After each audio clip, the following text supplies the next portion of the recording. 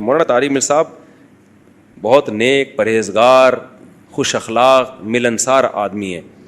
باقی ان کی کچھ علمی چیزوں سے علماء کو اختلاف ہے، وہ ہوتا ہے علماء کو، تو ان بعض چیزیں ان کی علمی ہیں جن سے اختلاف ہو سکتا ہے. اب پورا دنیا میں جاؤ گے کہ پورا 1 سے لے کے پورے 100 نمبر تو دنیا میں پیغمبروں کے علاوہ کسی کو نہیں دے سکتے بھائی.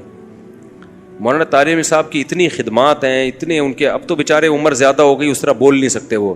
ہمیں یاد ہے جوانی میں ہم ان کے بیان سن چیخیں نکال دیتے تھے یار، کیسی کیسی لوگوں کی زندگیاں تبدیل ہوئی ہیں.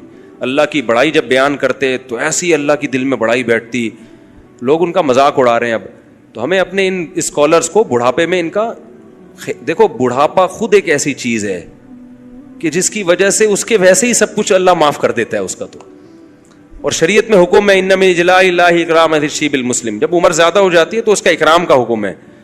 تو اپنے جو بڑے لوگ ہوتے ہیں نا، ان سے غلطیاں بھی ہوں تو بس چشم پوشی سے کام لو. میں نہیں کہہ رہا غلطی کو صحیح مت کہو، اس غلطی میں ان کا ساتھ مت دو.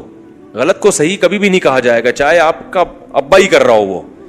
لیکن اللہ بھی ابھی کبھی اصول ہے، قیامت کے دن نیکیاں اور برائیاں تولی جائیں گی. نیکیاں زیادہ ہوں گی تو اللہ نیکی شمار کریں گے. اللہ یہ نہیں کہیں گے چونکہ 2-4 گڑبڑ بھی کر آیا تو اب تو یہ کیوں کی تو نے. اللہ کیا میاں کا بھی اصول ہے بھائی، نیکی کا پلڑا زیادہ ہے تو نیک آدمی ہے. تو حضرت مولانا طارق مل صاحب سے علمی لحاظ سے کچھ غلطیاں اگر ہوئی ہیں، جیسے کہ علماء کو ان کی بعض چیزوں پہ اشکالات ہیں، تو وہ چند ہی غلطیاں ہیں. خیر ان کی بہت سے بھی زیادہ ہے، بہت زیادہ نہیں بلکہ بہت سے زیادہ، جو زندگیاں تبدیل ہوئی ہیں لوگوں کے دلوں کو، اور اخلاص اور ان کی دعائیں اور ان کے معمولات، عبادت. تو اس لیے ہم لوگ بہت زیادہ غلو کرتے ہیں. جب تھوڑی سی کسی سے کوئی غلطی ہوتی ہے تو ہم اس کو چھوڑتے نہیں ہیں. ذرا سی ہم سے اختلاف ہو جائے نا، ہماری عقیدت عوام کی. میں آج ایک ساتھی کے میں آ رہا تھا، میرے بڑی عزت ہو رہی تھی نا، میں ابھی KPK میں گیا، اسلام آباد میں بڑے لوگ مل رہے ہیں، تو وہ مجھے کہہ رہا ہے یار بڑی عزت ہے آپ کی. میں نے کہا بھائی اس قوم کی عزت سے کبھی بھی دھوکے میں نہ ہو، دھوکے میں نہ ہو. لوگ عزت دیتے ہیں، ہم اس قابل نہیں ہیں، لیکن لوگوں کو ہم نے دیکھا ہے کہ آج باپ بنایا ہوا ہوتا ہے.